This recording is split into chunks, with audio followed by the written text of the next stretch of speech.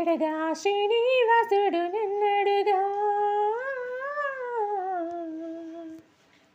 అన్యుల మిన్నాల మేల్మంగై అతని సన్నిధి కొలువుంటా, ఎరిగిన మనసుకు ఎరలేలే ఏలిక శిలవికా శరణేలే, ఎవరికి తెలియని కదలివిలే, ఎవరికి తెలియని కదలివిలే, ఎవరో చెప్పగా ఇక ఏలే, సిన్ని సిన్ని కోరికలడగా శ్రీనివాసుడు నన్నడగా,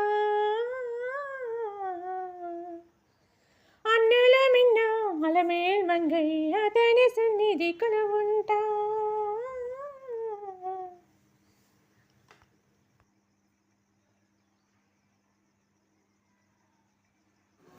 హాయ్, అందరూ ఎలా ఉన్నారు? ముందుగా నా ఛానల్ ఫస్ట్ టైం చూస్తున్నట్టయితే లైక్, షేర్, సబ్స్క్రైబ్ చేయండి. నేను పాడిన సాంగ్ ఎలా ఉంది?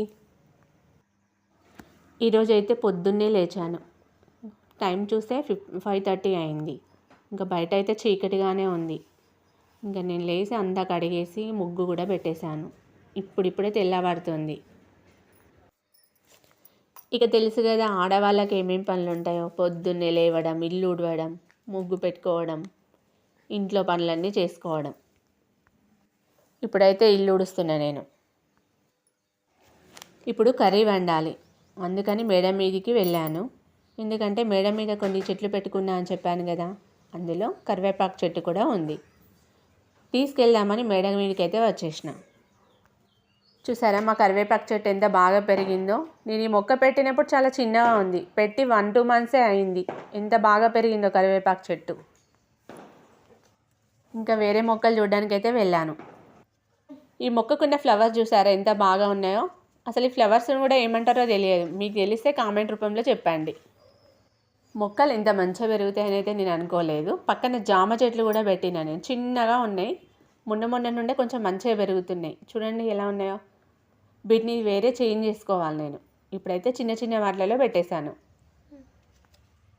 ఇప్పుడైతే చెట్టుకున్న కరివేపాకు కొంచెం కట్ చేసుకున్నా నేను. దాన్ని డబ్బాలో కూడా స్టోర్ చేసుకుందామని డబ్బాలో పెట్టేసిన. ఇప్పుడు కర్రీ వండడం కోసం బీరకాయలు తీసుకున్నా. ఇప్పుడైతే కర్రీ వండడం చేసేసిన. దాన్ని బౌల్లో కూడా తీసుకొని పక్కన పెట్టేసిన.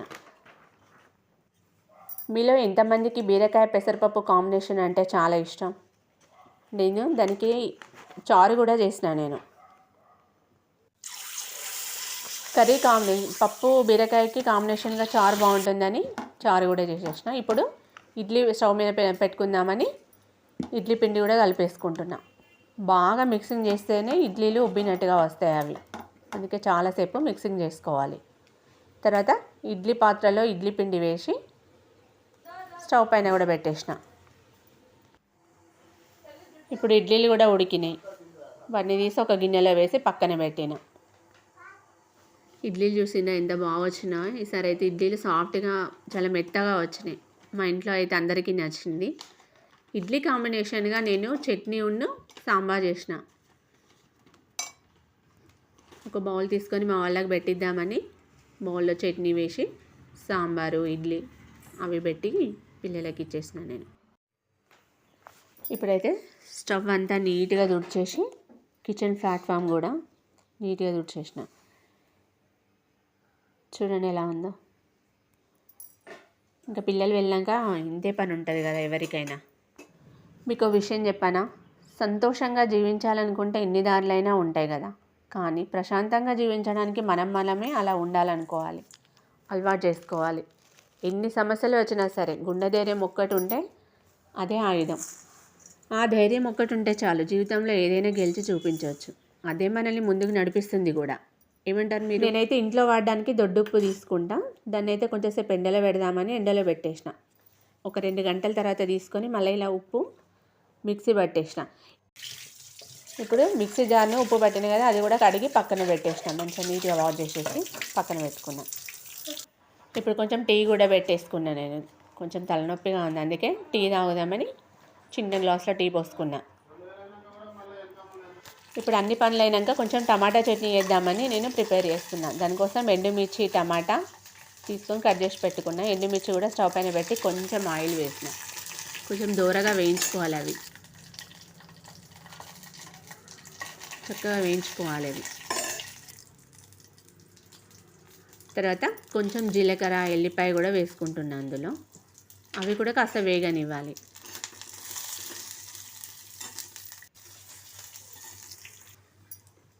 దాన్ని కూడా మంచిగా వేయించుకోవాలి. అవి వేగుతున్నాయి ఒక పక్క. కొంచెం ధనియాలు కూడా వేసుకున్నాను అందులో నేను. అవి కూడా వేగనివ్వాలి. వేగిన తర్వాత పక్కన పెట్టేసి ఇప్పుడు టమాటాలు వేపుకుంటున్నా. అవి కూడా కొంచెం మంచిగా వేయించుకోవాలి. కొంచెం ఉప్పు అవన్నీ వేసేసి కొంచెం పసుపు వేయాలి. అది మంచిగా వేయించుకున్నా నేను. ఇక చూడండి, ఇలా ఉడకనివ్వాలి. తర్వాత కొంచెం మెంతి పౌడర్ వేసుకుంటున్నా. అది వేస్తే చట్నీ చాలా టేస్ట్గా వస్తుంది. ఉడుకుతుంది కదా ఒక పక్క. దానిలో కొంచెం సాల్ట్ యాడ్ చేసుకుంటున్నా. కర్రీకి కాంబినేషన్గా టమాటా చట్నీ బాగుంటుందని కొంచెం చేస్తున్నా. అది కూడా వేసినాక మంచిగా ఉడకనివ్వాలి. చూడండి, ఇలా ఉడుకుతుంది కదా పక్కకి. తర్వాత కొంచెం చింతపండు కూడా వేసుకుంటున్నా. అందులో కొంచెం చింతపండు వేసాలి. తర్వాత టమాటా మొత్తం ఉడికేసింది. చూడండి ఇలా. ఇప్పుడైతే టమాటా చట్నీ కూడా రెడీ చేసుకున్న తర్వాత పోపు కూడా పెట్టేసిన. ఆ పని చేసేసరికి మా పిల్లలు కూడా వచ్చేసిండ్రు. ఇంకా వాళ్ళ కోసం ఓట్స్ చేద్దామని ఓట్స్ ప్యాకెట్ తీసుకున్నా. ఓట్స్ కూడా అయింది. చూడండి ఇలా. ఈ రోజుకైతే ఈ వ్లాగ్ ఇంతే. Okay, bye bye.